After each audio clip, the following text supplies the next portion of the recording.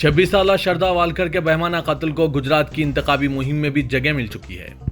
BJP के रहनुमा और आसाम के वज़ीर आला हिमांता बसवा शर्मा ने गुजरात के कुछ में एक रैली में लोगों को खबरदार किया है कि अगर मुल्क में कोई मजबूत लीडर नहीं बनेगा तो फिर हर शहर में आफ्ताब अमीन पूनावाला पैदा होंगे और हम अपने मुआशरे की हिफाजत नहीं कर सकेंगे। गुजरात में बीजेपी के लिए बैटिंग करते हुए हिमांता बसवा शर्मा ने जोर देकर कहा कि मुल्क को नरेंद्र मोदी को मरकज में तीसरी मियाद देने की जरूरत है। हिमांता बसवा शर्मा ने कत्ल केस की तफसीलात बयान करते हुए लोगों को डराने की कोशिश की। आसाम के वज़ीर आला ने एक जलसेआम में कहा, आफ्ताब मुंबई से श्रद्धा बहन को लेकर आया और लव जिहाद के नाम पर इसके 35 टुकड़े कर दिए। उन्होंने कहा कि हमारे मुआशरे की हिफाजत करने के काबिल कोई वजीर आजम को चुनना चाहिए, इसलिए यह बहुत जरूरी है कि नरेंद्र मोदी को 2024 में तीसरी बार दोबारा वजीर आजम बनाया जाए। गुजरात असेंबली इंतखाबात के लिए इंतखाबी मुहिम जोरों पर है। वज़ीर आज़म नरेंद्र मोदी, कांग्रेस लीडर राहुल गांधी और आम आदमी पार्टी के कन्वेनर और दिल्ली के वज़ीर आला अरविंद केजरीवाल पीर को गुजरात में इंतखाबी रैलियों से खिताब करेंगे। वज़ीर आज़म नरेंद्र मोदी 19 से 21 नवंबर तक गुजरात के 3 रोजा इंतखाबी दौरे पर हैं। राहुल गांधी 21 नवंबर को गुजरात पहुंच रहे हैं। अरविंद केजरीवाल इतवार को गुजरात पहुंच रहे हैं। केजरीवाल 22 नवंबर तक इंतखाबी मुहिम चलाएंगे। पीर को इंतखाबी मैदान में मौजूद तीनों बड़ी जमातों के रहनुमा गुजरात में अपनी अपनी जमातों के उम्मीदवारों के लिए मुहिम चलाएंगे। गुजरात असेंबली इंतखाबात के पेश नजर वज़ीर आज़म नरेंद्र मोदी ने आज यानी हफ्ते से रियासत के 3 रोजा दौरे पर गुजरात पहुंच चुके हैं। भारतीय जनता पार्टी के सदर जेपी नड्डा ने आज हफ्ते के रोज महाराष्ट्र में नर्मदा बचाओ आंदोलन की कारकुन मेधा पाटेकर के राहुल गांधी की जेर क़यादत भारत जोड़ो यात्रा में शामिल होने के बाद कांग्रेस को गुजरात मुखालिफ करार दिया, जिस पर ग्रैंड ओल्ड पार्टी की तरफ से शदीद रद्दअमल का इजहार किया गया। बीजेपी इंतखाबी रियासत गुजरात नए मसाइल उठाकर अवाम को उलझाने की कोशिश कर रही है। जेपी नड्डा जो गुजरात में मुहिम चला रहे हैं, उन्होंने ये भी कहा कि पाटकर नर्मदा मुखालिफ, गुजरात मुखालिफ और सौराष्ट्र मुखालिफ हैं, जिन्होंने नर्मदा डैम की तामीर को रोकने की कोशिश की और सौराष्ट्र के लोगों के लिए पानी के इस्तेमाल की मुखालिफत की। उन्होंने मीडिया से कहा कि अगर ऐसे लोग राहुल गांधी में शामिल होते हैं तो ये इनकी जहनियत को जाहिर करता है। वज़ीर आज़म नरेंद्र मोदी ने आज हफ्ते की शाम गुजरात के वलसाड जिले के वापी शहर में एक रोड शो मुनक्किद किया, जब बीजेपी ने रियासत में इख्तिदार में आने के लिए अपनी इंतखाबी मुहिम को तेज कर दिया। वापी के मुकामी लोगों ने इनका पुरतपाक इस्तकबाल किया। वज़ीर आज़म के इस्तकबाल खुश आमदीद कहने के लिए सैकड़ों लोग जमा थे। पीएम मोदी ने रोड शो के दौरान पुरजोश इज्तिमा को हाथ लहराकर सलाम पेश किया। दरअसल असेंबली इंतखाबात से पहले वज़ीर आज़म से सौराष्ट्र से सूरत तक रियासत में कम से कम 8 प्रोग्रामों में हिस्सा लेने की उम्मीद है।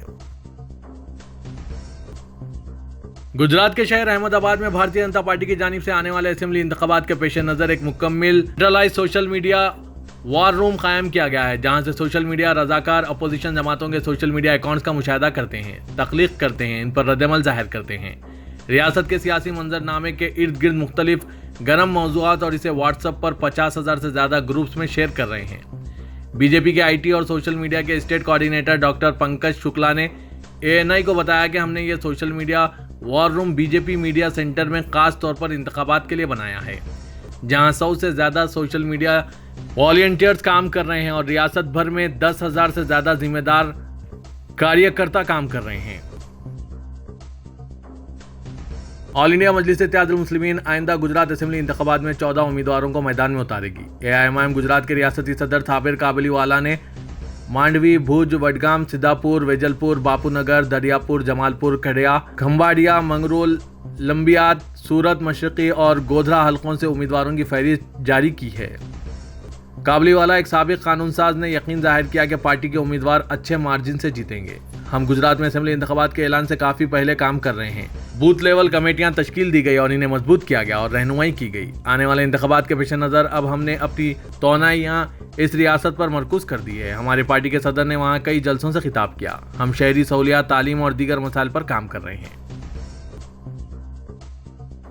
गुजरात के हल्के जामनगर से बीजेपी की उम्मीदवार रिवाबा जडेजा और हिंदुस्तानी क्रिकेटर रविंद्र जडेजा की अहलिया ने आज हफ्ते के रोज खानदान में मौजूदा झगड़े के तमाम दावों को मुस्तरद कर दिया और कहा कि दोनों सिर्फ मुख्तलिफ नजरियात पर यकीन रखते हैं। आने वाले गुजरात असेंबली इंतखाबात के लिए बहुत से मकबूल उम्मीदवारों में रिवाबा जडेजा भी शामिल हैं।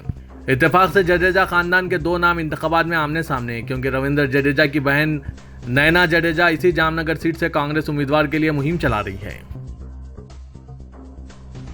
जैसे जैसे गुजरात असेंबली इंतखाबात करीब आ रहे हैं, कांग्रेस अपने कुछ आला दर्जे के लीडरों को दूसरे मरहले में इंतखाबी मुहिम के लिए तैयार कर रही है ताकि हुक्मरान भारतीय जनता पार्टी का मुकाबला किया जा सके।